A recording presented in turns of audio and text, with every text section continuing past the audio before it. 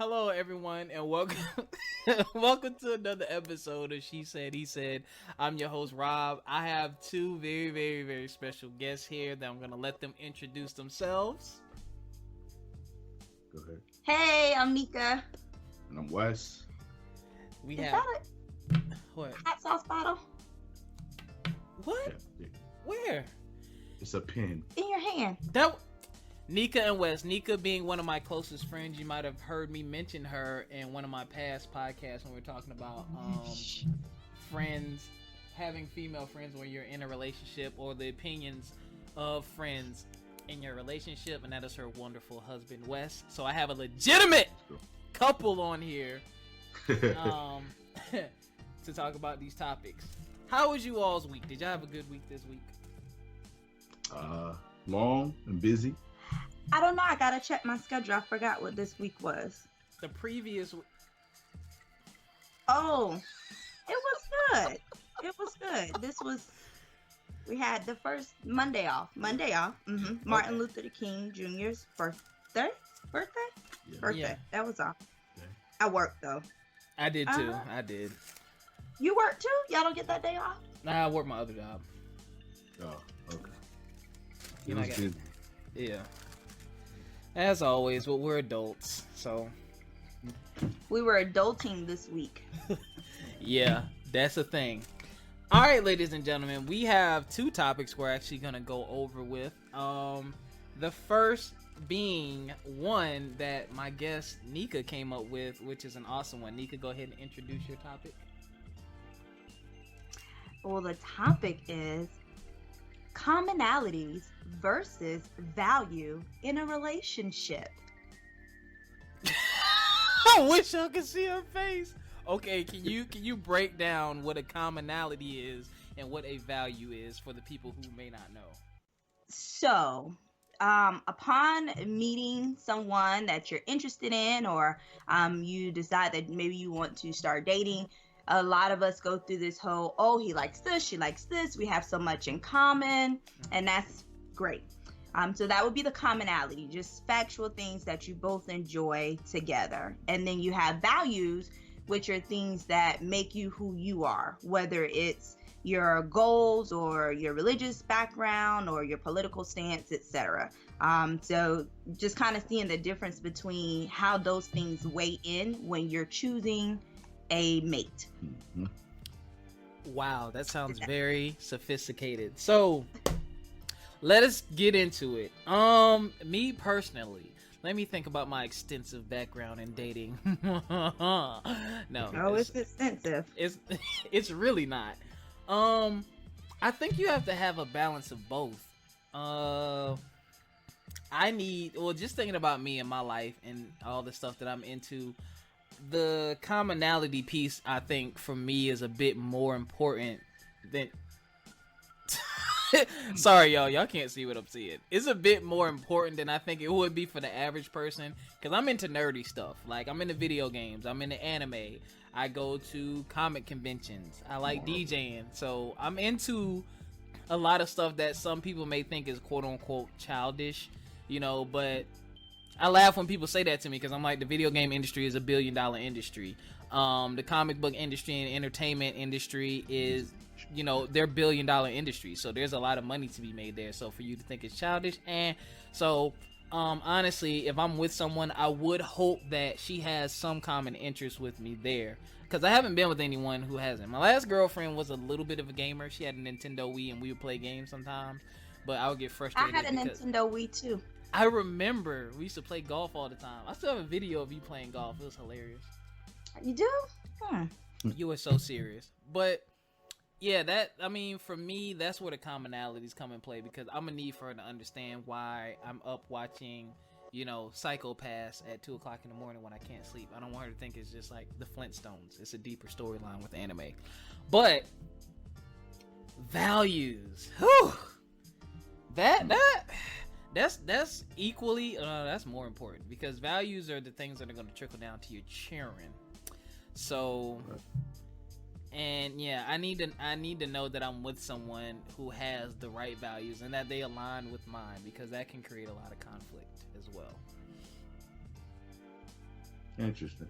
I think the values for my sake, the values have to supersede the commonalities, because you can be with someone who I'll give an example. I'll put myself out there. I'm throwing my man card out, but I don't care. Okay. I'm not really into sports anymore. I could care less. I'm with you. And it's more because when I was really into it, like high school, college, I had more time. So now, like my favorite basketball team, the Bulls. I only know like 3 or 4 players because they keep trading. It's the nature of the game now. Yeah. So like with everything, it's like it's irrelevant. I don't care if a game is on unless it's like, Dallas is playing. Oh, it's a big ticket game. I know. I'm a disloyal Dallas fan, but it's okay. but like, but music. So Neka is all into football. She's the one who's in fantasy football. She's all, but that's not really a conflict. I mean, I'm like, oh my gosh, she's watching football again. We could be listening to music. It's like you can coincide together though. That happened to me. That happened to me with one of my commonalities. They got my ex used to get mad because, oh, you're playing the game and we could be doing this, that, and the third. And then you piss me off because I quit playing the game so much, and then you don't ever have anything for us to do. It's like, okay, here's the time you asked for. Oh, I didn't think you were gonna do that. Well, I did it. So what are we doing? We're gonna sit here and watch this. Yeah, we're gonna sit here and watch this stale TV show. Absolutely not. I gotta go up here and kill these demons. What's wrong with you? Oh gosh, I don't know. Sometimes people's things, their hobbies or their interests consumes their life. And so when you're in a relationship, you have, like yourself, Robbie, you're gaming. I mean, you have so many different things that you're doing. Your hands are in so many different things, and your mind goes a mile a minute. Like every time I talk to you, you're into there's another angle that you're turning in this huge like circle. It's so many different lines that I don't even know if it's enough lines to fit in, one big old picture. So I can understand when someone's like, hey, yes, see me, like I want to spend a little bit of time with you. I think that's different from like being in tunnel vision and like not enjoying the same things, because you can coincide. One person doing one thing, they enjoy another person, and then you all decide to come together and do something together. Well, that's true. But it's a little different when it's like, tunnel vision, I understand. You just ignore the other person. But I think that's the problem with people who jump into relationships or dating situations with people who they give their all to. Like we have this in common and we do this together and we this together. Well, these things change over time. So what I'm interested in now, I might not be interested in 2-3 years, or it may have evolved into something that I'm not that I don't care for. And so are you still stuck on, we had all of these things in common and now we don't have anything in common? You know what? But the funny thing is, I've heard a lot of people who broke up, they quote unquote grew apart because of those things. Like they quit, they didn't take the time to find a new thing. Like their commonalities became the basis for the relationship, which is why I see why that's a problem. Because when you grow out of something, then it's like, well, what do we have outside of that? Which is where the values come in. And Neka, I'm not as all over the place as I used to be. I'm much more. The stuff that I do now is like, that's it. Like those are growing pains. I had to learn myself. So the stuff that I do now, I'm very consistent with. This show, for example, I started a year ago, almost a year ago, and it's just pieces and opportunities just kept coming my way in regards to the show. I had to weigh it, so like, do I have time for it and space for it? Bam, threw it in there. And back to another thing you said, that's why I'm not gonna say off dating. I'll go on dates, but as far as a relationship, I know that I have to cut down some of the things that I'm doing for those exact reasons that you said. Like, she's gonna need that dedicated time, because I'm one hell of a boyfriend. I already know that. I have an excellent track record. I don't care what anybody says. But I do know that I'm looking at my quote unquote activity board, and I'm looking at my career, I'm looking at DJing, I'm looking at my personal stuff, I'm looking at my gaming stuff. I don't even have room for the podcast stuff that I do. So I do have a lot going on, but I do know what's necessary and what isn't necessary, and what I can scale back and what I can't. And that's where it's hard for me when it comes to a relationship, and that's where the values come in. I need someone who can value vision and hard work and understand it. And it's a mixture of a commonality, because if you've never really worked hard or had to work hard, you kind of don't get it. It's kind of like, why are you working so hard? I don't have what you have. Like, right. So I think there's a disconnect when people are in that getting to know you stage. Their idea of getting to know a person is to know what they're doing and what they like and their interests. Whereas, you know, I think we all agree that those things change, or those things fade or evolve over time the longer you're with a person. Versus, hey, what's important to you? I'm a hardworking guy. Like, I have a lot of vision. I have a lot of motivation. I'm always looking to try something different. These are the things that I'm interested in. This is what I'm centering and focusing my life on. You know, can you get with that program? Versus saying, oh yeah, I like to DJ and I like to teach and I'm in this. And people look at those as like, oh, well, he got money. He's trying to get money. He's got a side hustle. He like people just look at these things as like, facts. Yeah. Boom, this is what he's doing. This is what he's doing. But you don't see the qualities behind the person and what they're doing. It's like people want your social media profile, and that's it. Like, they're satisfied with that. Oh, so that's what you're all about. No, you have to actually know what I'm all about. You gotta get to know me. We gotta converse, have some real meaningful conversation, not a text message. You know what I mean? Yep. So my previous relationship, it was based on commonalities, and that went to the pits. But, to say the least. It went to the pits, and that was one of the things that I had to reflect on as I was moving away from that relationship. You know, how did I get to this point? It didn't take long into the situation to realize that we just appreciated the same things or had some things in common. We both like football, we both like fantasy, we both like going out, we both like eating out, and we like those little things about each other and what we could do together. But as far as value, there was no real substance or value in our relationship at all. And I think part of the reason is because one or both of the individuals, myself, I was still learning value, but the other individual still didn't have a concept of what value was. There was no goals. There were these superficial, I know I want to have kids and I want to be married, and well, how many kids you want? Why do you want kids? What are we going to do with our kids? How are we going to raise our kids, teach our kids? What values and moral standings are we going to instill in our children? Those are the things that, if you're dating or you're looking to be in a relationship, those are the things that matter. You don't want to be with a person, for 5, 6, 7 years thinking that they want kids and they don't want any kids. Or, those are the type things that it came out. We don't share the same value. I have an appreciation for spiritual things. You don't know nothing about the Bible and can care less. So those type things really started putting a damper on our relationship, and it helped me to look beyond the common. When I started in West, it was like, look, let me tell you, I don't really care that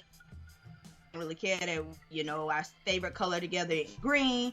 I don't care that you like this type of food, but this is what I have. I have 2 kids. How are you going to help me raise my kids? What can you bring to the table in that perspective? Where are we going to be 5 years from now? Like, what are we trying to do? What's our ultimate goal? Because if those things are not on the same page, then it doesn't matter how many things we have in common. But it was a reality check that I don't know if it's growth and age that helps, or if it's someone just saying, hey, cut the crap. Nobody cares that both of you guys have the same favorite color, blue. Nobody cares about that. Yeah. Nobody cares that both of you like football. Nobody cares that both of y'all like to hang out and drink and love a gin and tonic. Nobody cares about that anymore. Like, who's making money, who's working, how long we're gonna work, when we vacation, if we're gonna have kids. Those are the things that matter now. And I hate to say it, like it's commonalities reverse values. Yeah.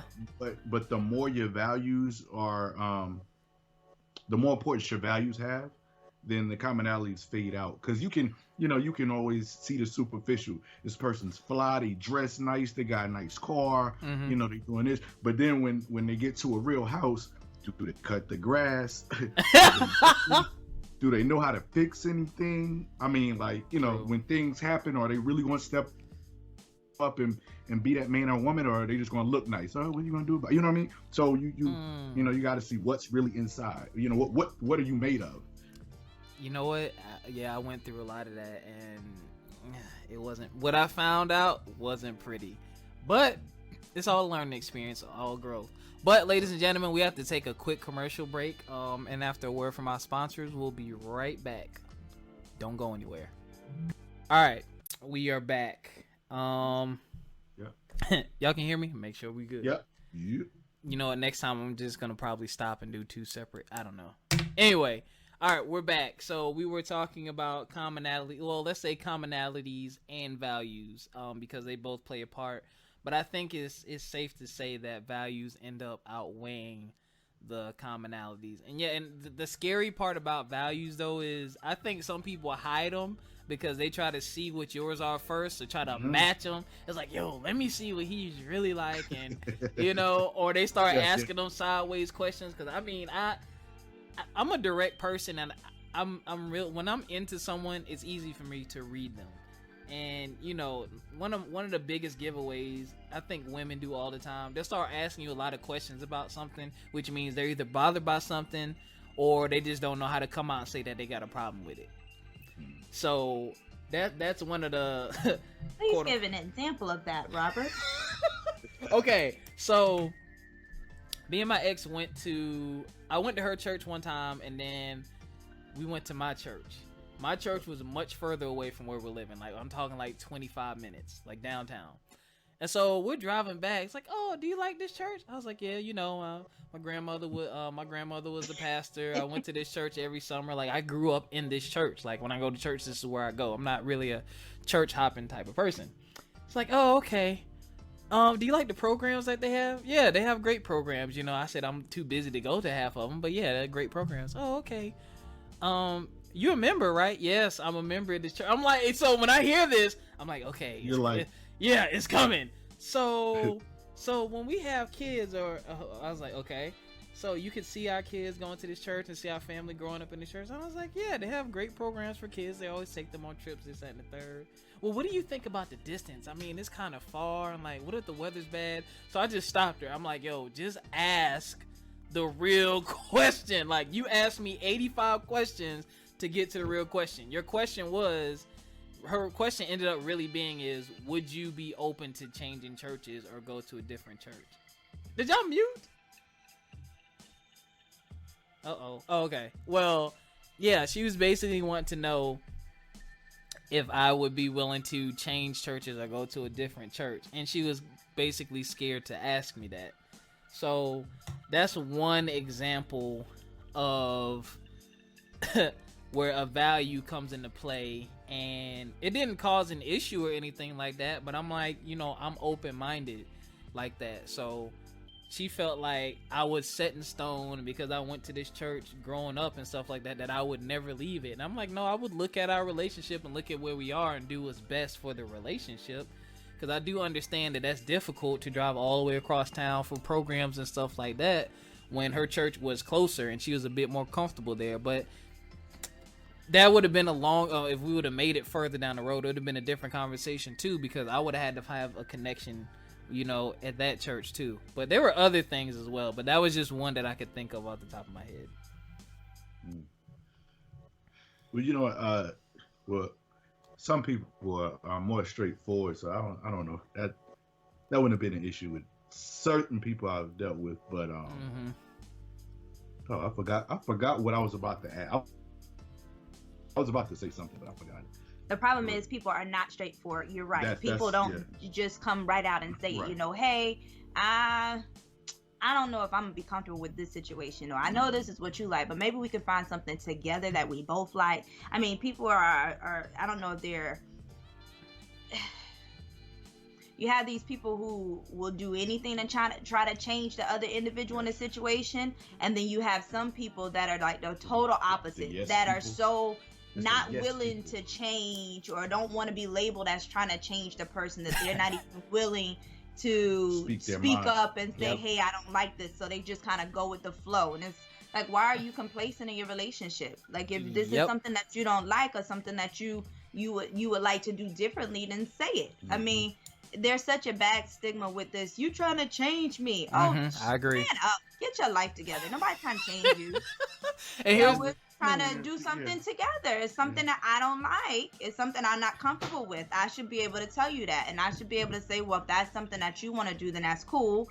But it's not something that I want to do because I'm not comfortable with it. Now, either we can do something together, or you can do what you do and I'll be doing what I do. But yeah. You know what cracks me up about the whole change thing? When you're single, you only have to worry about yourself. You're by yourself. When you're in a relationship, you're involving someone else in their life. How could you not expect things to change? How can you expect not to have to make certain changes for this person? I don't get that with guys and girls. I'm like, oh, they trying to change me. Well, yeah, someone else's life is involved now. Their time is involved now. Their energy, effort, and money is involved now. So yeah, maybe you need to do things differently, but I don't know. I don't know. I was, to be honest, I was that type of person, but it wasn't so much of changing like the way I do things, or maybe my schedule, or maybe changing my routine. That's what I was trying to say. Word. But it was like when people would try to change your personality. So so we were just talking about being straightforward, right? Mm-hmm. I'm usually always a straightforward person. Sometimes too straightforward. Like I wasn't tactful. So people were like, why are you saying it like that? Why? I said, because it's true. Because it's true. I mean, he is minimizing significantly. No, if you ask me a simple question, do you like those shoes? No. Well, why not? I don't like them because they're ugly. That's so mean. You ask me. Then why? If you don't want the answer, don't ask me. That's all I'm saying. So stuff like that, like people will want you to stop being straightforward. They want you to start sugarcoating things because it's more politically correct, I guess. I'm like, no, you ask me a question, I'll give you an answer. If you don't want me to answer it, then I won't answer. That's kind of like what I had to deal with. So that whole, like, I now remember what you matching, people trying to match you. So you may ask a question, or they ask you a question. Oh, so how do you feel about such and such? Oh yeah, me too. And then they start becoming like a yes man. Oh yeah, me too. Yeah. Just to match you. Like, nah, there's something wrong here. So then you have to start asking the right questions that will trigger a true response from them, and then you can, it doesn't have to be a game. Like, if people were actually straight up and honest, it wouldn't be such a game going. You won't have to ask certain questions just to get to the real question because they're hiding the truth, So I agree. Well, Neka, you got anything else on this topic? I just wish that people would grow up earlier. Yep. When it comes to this dating game, and start, focusing more on the person as a whole instead of what the person likes and what the person does. I think we get much further if we start looking at people for who they genuinely are, instead of having these rose-colored glasses. It will save you time and headache and a lot of stress. You see so many people in these relationships that are kind of stuck in these relationships because of the mentality in which they went into their relationship. So just, we need to value up, start looking at things for what it is, and learning ourselves too. Yeah. Like if we don't figure out who we are and what we want, then we'll be running around in circles chasing our tails, forever. And in order to do that, people, you got to be willing and open to try new things. Like Neka said about me earlier, I used to be all over the place because I really didn't know what I wanted. And now I'm focused and I know what I want and I'm doing it. It just happens to be a lot. But I'm about to take one huge thing off of my plate so I can get back to some normalcy in my life. And once I'm able to do that, then I think my social life and my love life will get a heck of a lot better, because I'm Mr. Busy. Like, people just wait for me to call them and they don't even get mad anymore. Like, I used to get so much flack for that, but after a while they kind of saw, like, yo, that's who he is. Like, it's not that he's ignoring me or he's just, like, that's who he is. Like, that's his thing. So he'll call me when he wants to talk to me, and that's pretty much how it works. So, Wes, anything else from you?